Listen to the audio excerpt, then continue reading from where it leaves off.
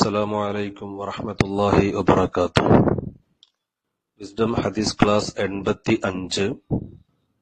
عن عدي بن حاتم رضي الله عنه قال قال رسول الله صلى الله عليه وسلم اتقوا النار ولو بشق تمرة فمن لم يجد فبكلمة طيبة.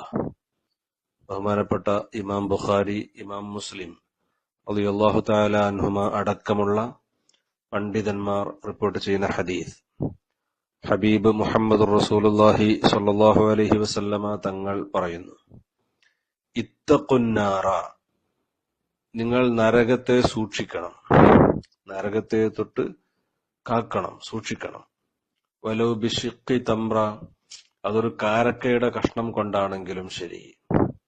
ഒരു ചെറിയ കാരക്കയുടെ കഷ്ണം സ്വതക്ക കൊടുത്തിട്ടാണെങ്കിലും നരകത്തിൽ നിന്ന് രക്ഷപ്പെടാനുള്ള മാർഗം നിങ്ങൾ എളുപ്പമാക്കണം. ഫമല്ലം യജിദ്, അങ്ങനെ ഒരു കഷ്ണം കാരക്ക കിട്ടിയില്ലെങ്കിൽ ഫബി കലിമത്തിൻ ത്വയ്യിബ, നല്ല വാക്കുകൊണ്ട് നരകത്തിൽ നിന്ന് രക്ഷപ്പെടാനുള്ള മാർഗം നോക്കണം. ഒരു യാചകൻ, ഒരു ഭിക്ഷക്കാരൻ നമ്മോട് വന്ന് വല്ലതും ചോദിക്കുമ്പോ അവന് എന്തെങ്കിലും കൊടുക്കണം, അവന് ഉപകാരപ്പെടുന്നത് കൊടുക്കണം. ഒരു കാരക്കയുടെ കഷ്ണമെങ്കിലും കൊടുത്ത് നരകത്തിൽ നിന്ന് രക്ഷപ്പെടാനുള്ള അത്തരം മാർഗം നാം സ്വീകരിക്കണം. കാരക്കയുടെ കഷ്ണം എന്ന് പറയുമ്പോ നബി സല്ലല്ലാഹു അലൈഹി വസല്ലമ തങ്ങൾ ഈ ഹദീസിലൂടെ നമ്മെ പഠിപ്പിക്കുന്നത്, എന്തെങ്കിലും അവന് ഉപകാരപ്പെടുന്ന എന്തെങ്കിലും കൊടുത്ത് അവനെ സന്തോഷിപ്പിച്ച് പറഞ്ഞയക്കണം. ഇനി ഒന്നും നമ്മുടെ കയ്യിലില്ലെങ്കിൽ നല്ല വാചകം പറയണം. കഞ്ഞിയില്ലെങ്കിലും കഞ്ഞിക്കൊത്ത വാക്ക് നമ്മൾ സാധാരണ പറയാറുള്ളത് പോലെ നല്ല വാചകം പറഞ്ഞ് തിരിച്ചയക്കണം. ഒരിക്കലും കൊടുക്കാതെ തിരിച്ചയക്കരുത്, അല്ലെങ്കിൽ നല്ല വാക്ക് പറയാതെ തിരിച്ചയക്കരുത്. മുമ്പ് ഇതിനോട് ഈ ആശയത്തോട് സമാനമായ മറ്റൊരു ഹദീസ് വന്നിട്ടുണ്ടെങ്കിലും ഇത് മറ്റൊരു ഹദീസാണ്. നബി സല്ലല്ലാഹു അലൈഹി വസല്ലമ തങ്ങൾ പഠിപ്പിക്കുന്നത്, നമ്മോട് ചോദിച്ചു വന്ന ഒരാളെയും ഇല്ല എന്നൊരിക്കലും നമ്മൾ പറഞ്ഞയക്കരുത്. ഒന്നുകിൽ പിന്നീട് തരാമെന്നോ അല്ലെങ്കിൽ ഇൻഷാ അല്ലാഹ് നിങ്ങൾ പിന്നീട് വരൂ എന്നൊക്കെ നല്ല സന്തോഷിപ്പിക്കുന്ന വാക്കുകൾ പറഞ്ഞ് അദ്ദേഹത്തെ തിരിച്ചയക്കുക.